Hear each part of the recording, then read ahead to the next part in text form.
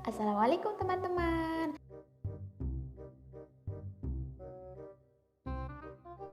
Kali ini saya kembali bersama dengan rekan-rekan saya untuk menjelaskan sebuah sejarah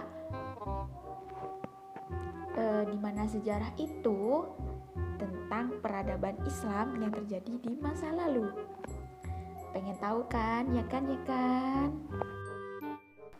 Nah, sebelum kita ke pemaparan materi, kita kenalan dulu sama rekan-rekan kita. Yang pertama ada Riza Ramyati dengan NIM T20197114. Yang kedua ada Uci Soraya dengan NIM T20197101.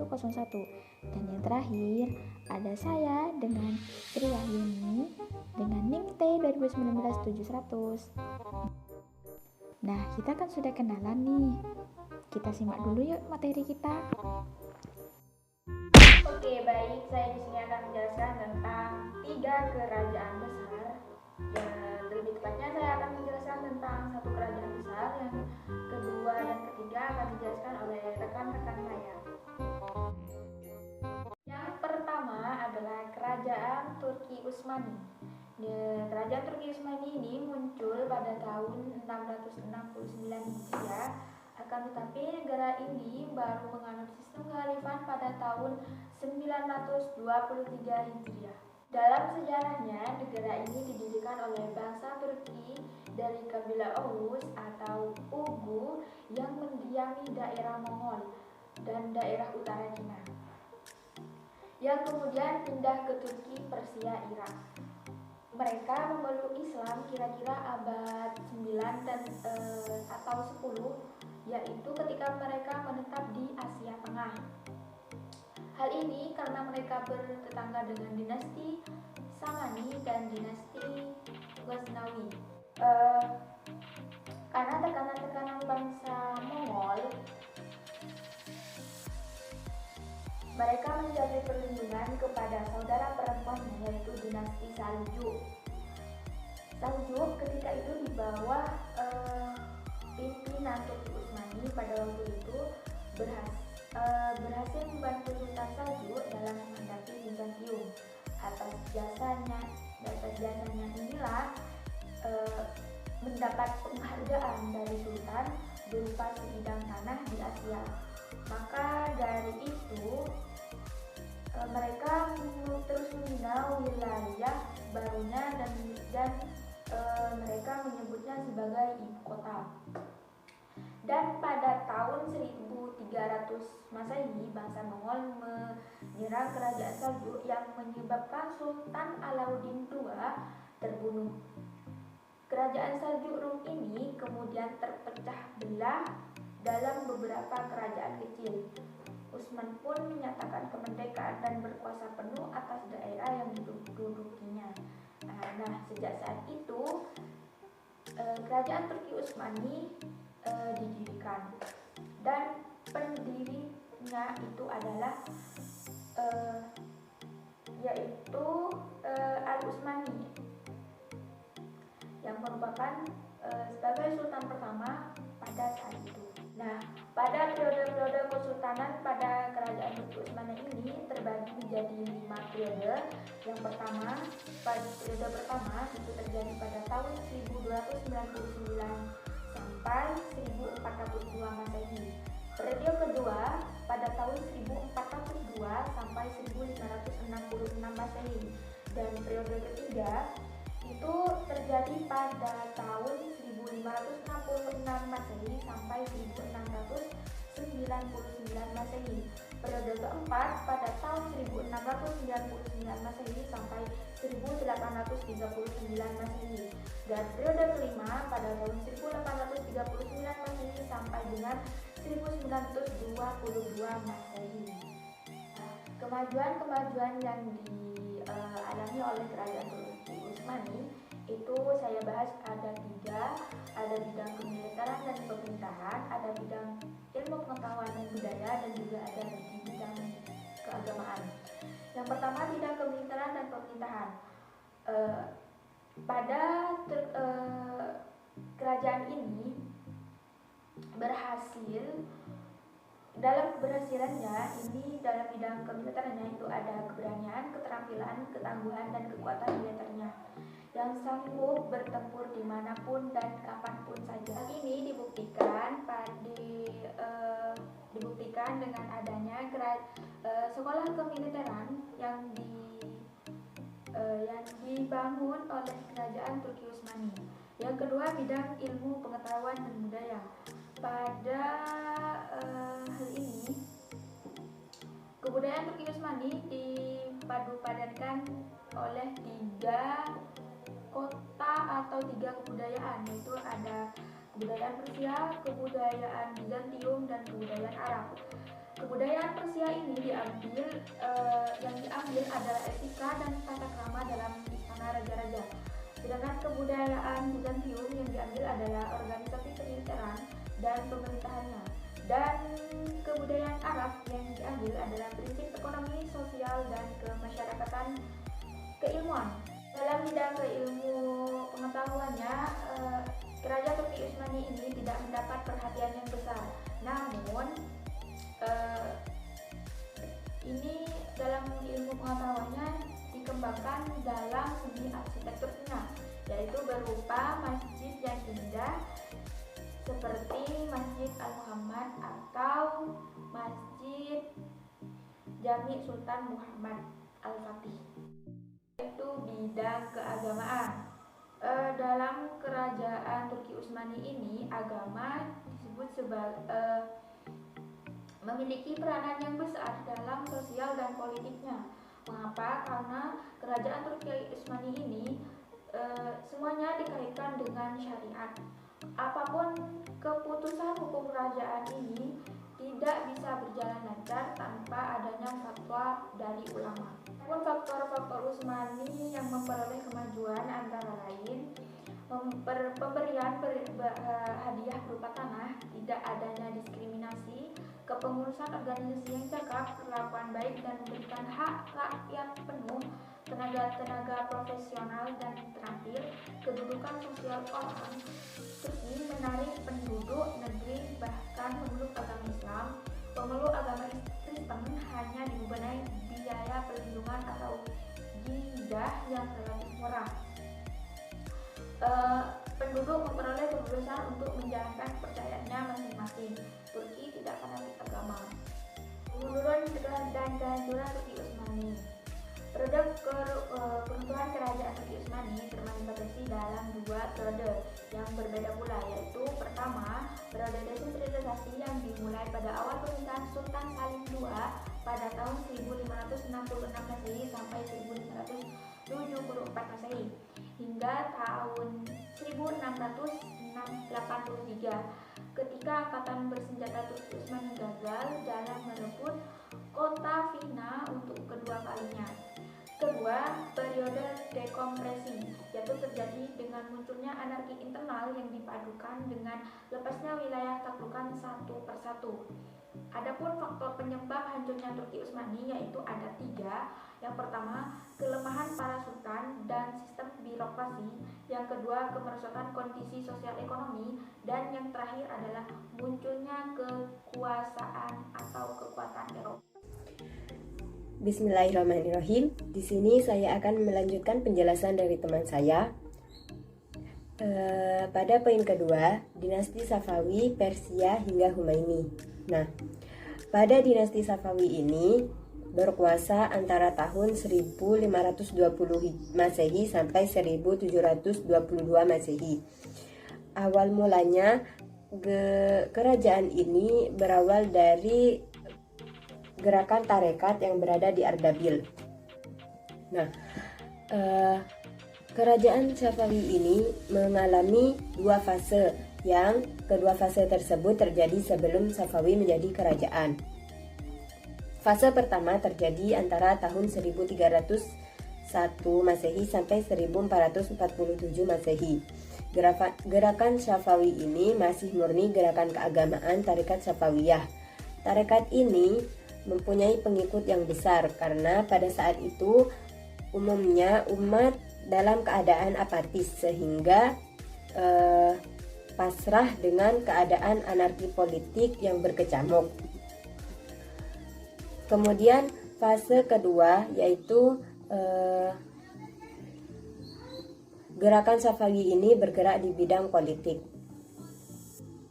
Nah, pada fase kedua ini terjadi pada kepemimpinan Junaidi, yaitu antara tahun 1447 Masehi sampai 1460 Masehi. Dinasti Safawi memperluas gerakannya dengan menambah gerakan politik pada kegiatan keagamaan. Nah, pada kemajuan dalam dinasti Safawi ini terjadi pada kepemimpinan Ismail, yaitu raja yang pertama. Tetapi kerajaan Safawi mengalami kegemilangan pada pemerintahan Syah Abbas pada tahun 1587 Masehi sampai 1629 Masehi. Beberapa kemajuan pada masa kerajaan Safawi ini ada terjadi pada 4 bidang. Yang pertama bidang politik dan pemerintahan, kemudian yang kedua pada bidang ekonomi, yang ketiga pada bidang ilmu pengetahuan dan filsafat sains, kemudian yang keempat bidang kebudayaan. Beberapa faktor yang mengakibatkan kemunduran dinasti Safawi ada 2 macam, yaitu faktor internal dan faktor eksternal. Pada faktor internal ini terdapat beberapa macam faktor. Yang pertama adalah terjadinya perubahan administrasi pemerintahan yang dirubah menjadi beberapa provinsi kaya dan dibawahi oleh pemerintahan pusat. Dengan kebijakan ini mengakibatkan beberapa kelompok mengalami kehilangan kekuatan. Kemudian faktor internal yang kedua adalah terjadinya perebutan kekuasaan dalam kerajaan yang mengalami atau melanjutkan tradisi tentang menunjuk untuk menjadi raja. Kemudian faktor internal ketiga yaitu dekadensi moral para raja-raja dan watak mereka yang kejam. Nah, para raja-raja itu memiliki sifat yang kejam, seperti tidak segan-segan membunuh pembesar kerajaan, dan mereka juga melakukan mabuk-mabukan yang tidak memperhatikan kondisi kerajaan. Akibatnya rakyat bersikap apatis terhadap pemerintahan. Kemudian faktor eksternal yang menyebabkan kemunduran dinasti Safawi, yang pertama adalah konflik berkepanjangan dengan Turki Utsmani, yaitu yang mengakibatkan lemahnya kekuasaan Safawi. Kemudian faktor eksternal yang kedua adalah dengan banyaknya kelemahan-kelemahan dari dinasti Safawi mengakibatkan keberanian musuh untuk merampas daerah-daerah kekuasaan dinasti Safawi. Dari faktor-faktor tersebut, kerajaan mengalami kehancuran dan berakhirlah dinasti Safawi pada tahun 1736 yang dijatuhkan oleh Nadir Shah. Sesudah runtuhnya dinasti Safawi, sempat muncul beberapa dinasti kecil yang tidak bertahan lama, antara lain dinasti Pashtun Hotaki, kemudian dinasti Afshariyah, kemudian dinasti Zan, dinasti Qajar, dinasti Pahlavi, dan revolusi Iran. Pada revolusi Iran ini mengalami revolusi yang mengubah Iran menjadi Republik Islam yang dibawahi oleh Syah Muhammad Reza Pahlavi. Revolusi ini terjadi pada 2 peringkat. Yang pertama terjadi pada pertengahan tahun 1977 hingga 1979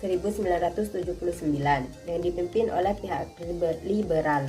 Kemudian yang kedua terjadi pada pemimpinan Ayatullah Khomeini yang dikenal sebagai Revolusi Islam.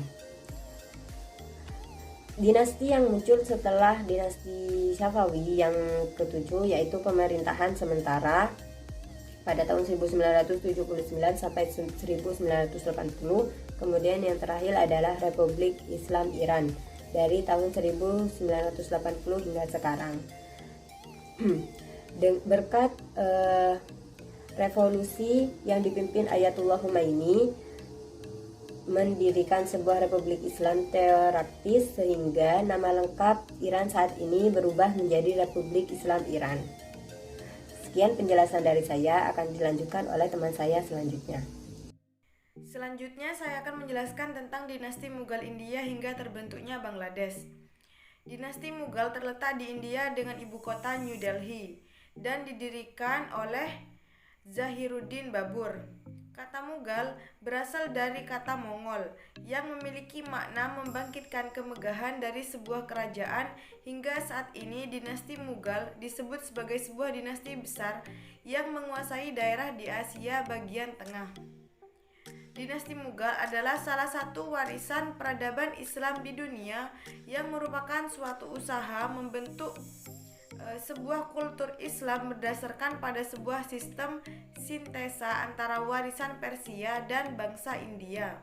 Kemudian raja-raja yang pernah berkuasa di kerajaan Mughal, yang pertama Zahiruddin Muhammad Babur, yang kedua Nasiruddin Humayun, yang ketiga Jalaluddin Muhammad Akbar, yang keempat Sultan Jahangir, yang kelima Sultan Shah Jahan, yang keenam Aurangzeb Alamgir, dan selanjutnya adalah pemerintahan pasca Aurangzeb.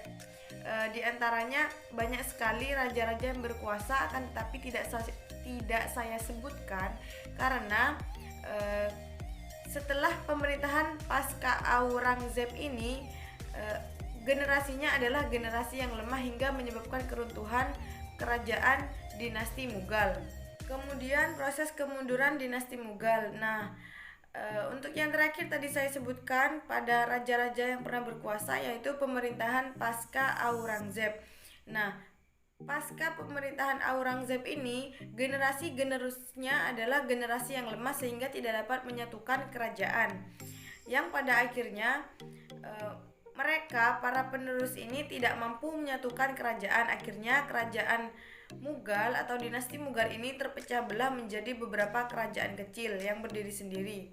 Kekuasaan politik juga mulai merosot. Suksesi kepemimpinan di tingkat pusat menjadi sebuah ajang perebutan, dan banyak konflik yang berkepanjangan. Kemudian bersamaan dengan itu bangsa barat mulai banyak masuk ke wilayah India dan menambah konflik yang ada menjadi semakin rumit untuk diselesaikan. Bermula dari berhasilnya Inggris membuka pintu timur India yang merupakan pintu masuk India, membuat penetrasi bangsa barat semakin melonjak ke berbagai pelosok India. Nah, hingga pada akhirnya terjadi pemberontakan. Namun pemberontakan ini merupakan pemberontakan serdadu India terhadap Inggris yang dipimpin oleh Sultan Bahadur Shah. Nah, akan tetapi gagal dan menandai kemunduran dinasti Mughal. Proses kemunduran dinasti Mughal juga disebabkan oleh banyak faktor. Di antaranya adalah kekuasaan maritim Mughal tidak dapat segera memantau operasi militer Inggris di wilayah pantai. Yang kedua, pasukan darat Mughal kurang terampil dalam menggunakan senjata. Yang ketiga, kehidupan mewah di kalangan elit politik. Yang keempat, ambisi Aurangzeb yang terlampau kasar. Kemudian, para generasi penerus tahta kerajaan setelah Aurangzeb adalah generasi atau orang-orang yang lemah. Nah, yang terakhir masuknya IEC, yaitu perusahaan asing Inggris yang hampir menguasai seluruh wilayah India. Sehingga faktor-faktor tersebut yang semakin menguatkan sehingga kerajaan Mughal mengalami kemunduran. Yang terakhir adalah proses terbentuknya Bangladesh. Nah, jadi setelah masa kemunduran dinasti Mughal yang disebabkan oleh banyak faktor, menyebabkan banyak gerakan separatisme yang muncul dan semakin mengancam. Pada tahun 1930 Masehi, Muhammad Iqbal dan Muhammad Ali Jinnah dari Liga Muslim menyerukan pembuatan negara muslim yang terpisah. Menurut pemuka agama tradisional mengemukakan bahwasannya nasionalisme berakar pada perasaan nasional yang sempit, bersifat rasional, geografis, dan merupakan karakteristik bangsa barat serta bentuk partikularisme yang berlawanan dengan Islam. Kemudian sejak berakhirnya gerakan khilafah, filsafat politik beralih kepada komposit nasionalisme. Karena banyak pertimbangan, munculnya konflik-konflik komunal menyebabkan perpisahan antara Muslim Hindu akan memberi dampak yang serius terhadap hak-hak Muslim, mengingat penduduk minoritas Muslim dan mayoritas Hindu. Pada tanggal 20 Maret 1940,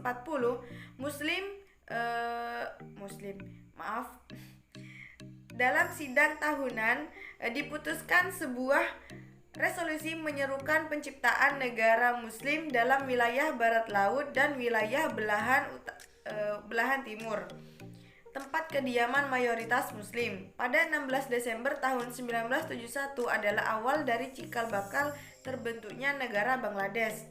Setelah kenyataan pahit harus diterima dan karena India menginvasi wilayah timur Pakistan, hingga pada akhirnya menyebabkan terjadinya peperangan yang dimenangkan oleh Bangladesh dengan bantuan India.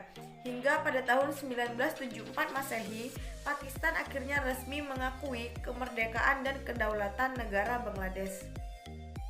Nah, usai sudah presentasi dari kami, kurang lebihnya kami mohon maaf yang sebesar-besarnya. Apabila ada yang ingin ditanyakan bisa di WA group. Terima kasih. Wassalamualaikum warahmatullahi wabarakatuh.